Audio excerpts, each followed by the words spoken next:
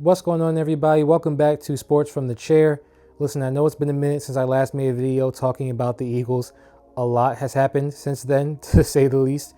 And I know the NFL draft was like more than a month ago now. A lot of you are pretty much familiar with our upcoming rookies.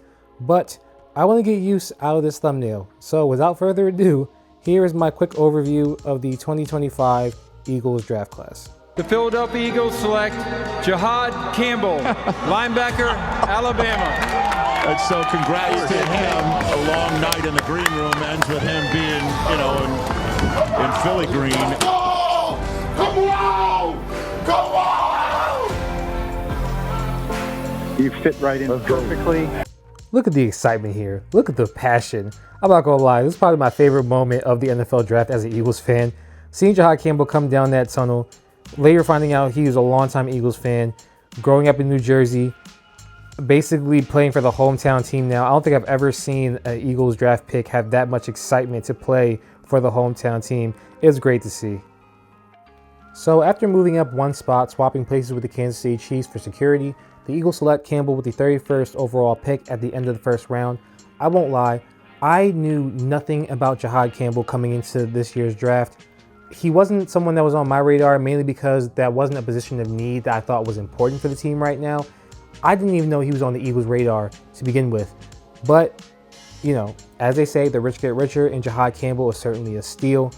Keep that in mind, though, because the way how he maneuvered in this year's draft, I'm going to touch on that later in the video, but I really like the way that, he went about things. Looking at JaMarr Campbell, coming out of Alabama, played 3 years there from 2022 to 2024. Listed at linebacker, but he is very, very versatile. Early days at Bama, played that edge rusher role, played on the D-line. Unfortunately, sustained some injuries there, which forced him to move him around a bit. But he is very skilled, very crafty, very, very talented. He knows how to find the gaps, get to the running back, get to the quarterback, just knows how to blow up plays easily. He's someone that is probably one of the last true disciples of Nick Saban, before he retired. I didn't think we would see anybody close to like a Will Anderson Jr. with all the hype and skill that he had coming out of Bama. And I know I'm not really trying to compare the two, but I'm just saying, looking at the size alone, they're pretty similar. Will Anderson listed at 6'4", 243 pounds. JaMarr Campbell is 6'3", 245 pounds. So, it gets me excited. I'm a little interested to see how we can make this work. But he's someone that a lot of people have said could be used similar to how Fangio used Zach Bond this past season, which, shoot, with the production he had, 2 Zach Bonds, sign me up. Sign me up. Definitely adds depth to that linebacker room. Knowing Fangio, the madman he is, he'll probably use him as edge rusher eventually at some point.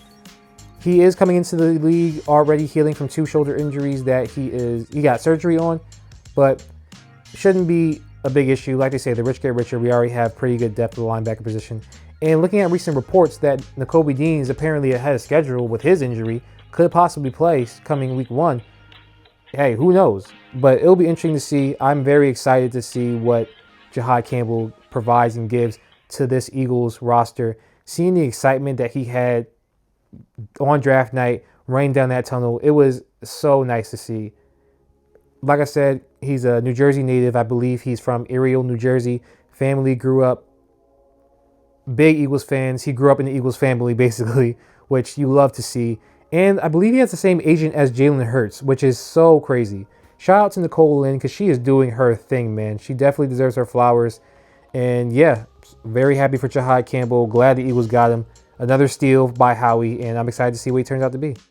Moving on to the second round, with the 64th pick, the Eagles selected safety Andrew Mukuba out of Texas, or as I called him, the CJ replacement. That's not too far-fetched either. It's kind of scary how similar these two are looking at their measurements and combine testing. I won't lie, I was really hoping the Birds took Malachi Starks to fill the gap at safety, but as expected, he was selected a bit earlier than us in the first round by the Ravens. That's going to be a crazy secondary room, but Mukuba is still a good direction to go in. Has good instincts and agility, and I think will be able to flourish really well in Fangio's system. Could definitely give Sidney Brown some competition for the starting safety job opposite Blankenship. Also, quick editor's note, Mukuba is a very, very hard hitter. I mean, look at this hit on Carson Beck against Georgia. My God, it's like a car crash. Oh yeah, he's going to fit right into Philly. In the third round, there was a lot of trading back, so much so that we traded right out of the third round altogether. So, in the fourth round, the Eagles selected Ty Robinson, the Vanilla Gorilla, out of Nebraska at pick 111. And if you think I'm joking, I'm not. That was his actual nickname in college. He's basically the mild-mannered, nice guy off the field, but on it he turns into a monster in the best way on the field type of guys. Actually overlapped some time with Cam Jurgens at Nebraska, so we've got someone that can attest to his skill and power firsthand. He's a little on the older side. I believe he's a few months older than Jordan Davis, but simply the idea of Robinson lining up next to Davis and Jalen Carter on the line, whew, I feel sorry for any offensive line, QB, running back that has to deal with that. It's going to be carnage. In the fifth round, we got some cornerback depth, selecting Mac Williams out of UCF at pick 145. Now, I won't lie, I didn't do as much scouting for the NFL draft this year like I normally do, because, we won the Lombardi. So after like the first 2 rounds at least, I figured as long as we fill some gaps with the safety position and D-line, I didn't really care what we did with the rest of the picks. I trust Howie in the scouting department.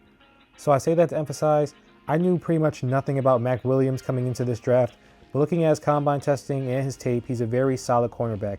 Very agile, very athletic, really fluid with his hips, helps him stick to his target like glue. It'll be interesting to see how things pan out with the final roster, but if he impresses enough in training camp, I feel pretty confident in our secondary on the off chance that he had to fill in for Q Mitch, Ringo, or Cooper. Another solid pickup that'll fit really well in Fangio's system. Of course, it wouldn't be an Eagles draft if Howie didn't add to the Philly Dogs, and he did just that, selecting Samal Munden Jr., linebacker out of Georgia at pick 161 in the 5th round. He played 4 years at Georgia. Surprisingly, he played with everyone on the current Eagles roster: Davis, Carter, Dean, Nolan, Ringo, and Seam.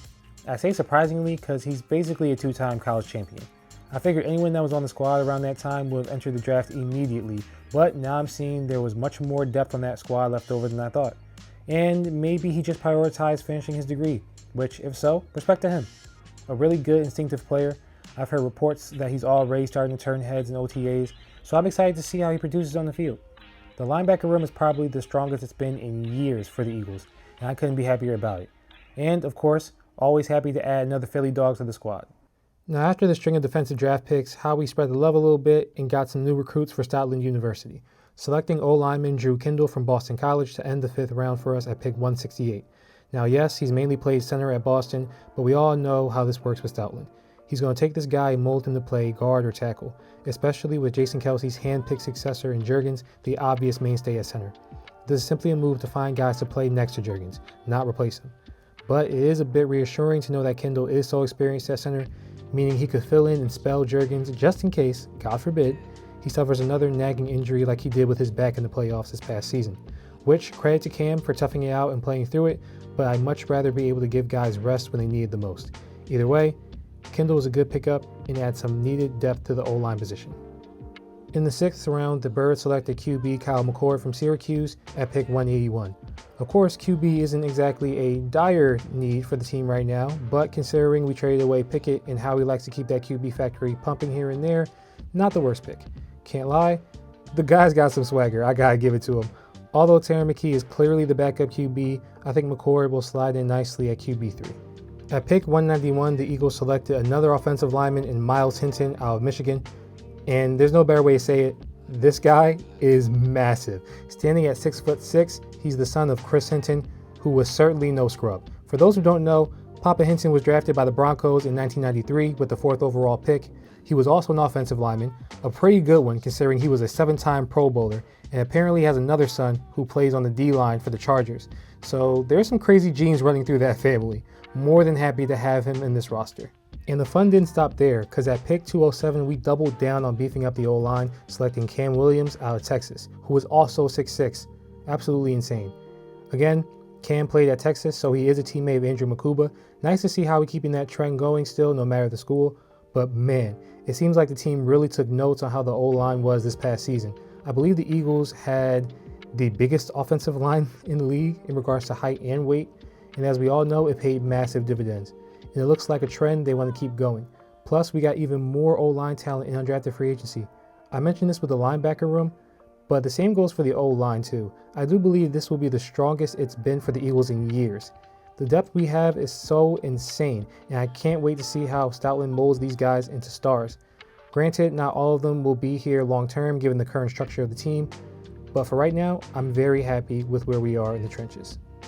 And finally, to finish off the 6th round and the draft for us, the Eagles went back to defense, selecting Antoine Powell-Ryland, an edge out of Virginia Tech.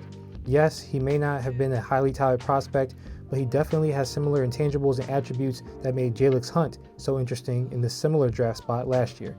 And as we know, he turned out to be a pretty good pick, so I'm pretty confident that Antoine will be able to follow a similar path. So yeah, that's the 2025 Eagles draft class. A fairly solid one, I think, considering the maneuvering Howie and staff had to do this time around, because other teams were finally starting to get hesitant about dealing with him. And we saw that with our own eyes from the Eagles YouTube video from the Night 1 recap. I mean, looking at all the picks, I don't think a single person we selected had a pre-draft visit with the team, but they all had stellar combine testing results, and their character backgrounds fit what the Eagles look for in their players. So it was interesting to see the team go against the grain a bit with their draft strategy, letting the board fall to them and not being afraid to pass up on certain prospects, gaining more draft capital for next year, and still finding pretty high value players at every selection. Granted, we're the current champs, the roster is already filled out fairly nicely as is, but I feel pretty confident that this new crop of players will be able to show up and produce well whenever they're given the chance. Welcome to the Birds, gentlemen.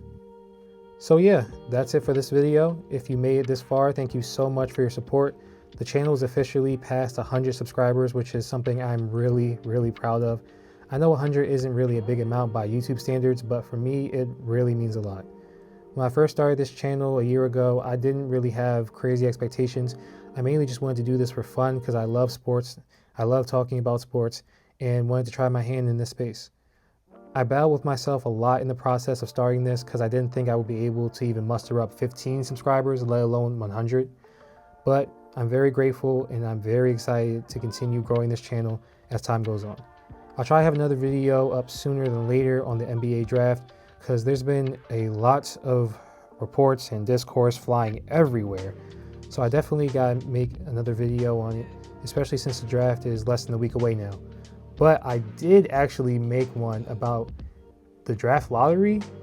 So if you haven't seen it already, please give that a watch. It's my previous video on this channel, although my thoughts, given the recent reports, have changed a bit on the direction I would go if I was drafting number 3 for the Sixers, but still, it's going to be a crazy time. Can't wait for the NBA draft. I'll try to have a video out before it, but if not, I will definitely have one coming out as soon as the draft is over to give you my response and my reactions to whatever the Sixers decide to do. So yeah, all that being said, I love you all. Thank you again for your support. It's really, really appreciated. If you like this video, please keep coming back. Like, share, subscribe, all that good stuff. God bless you all. And yeah, have a good one.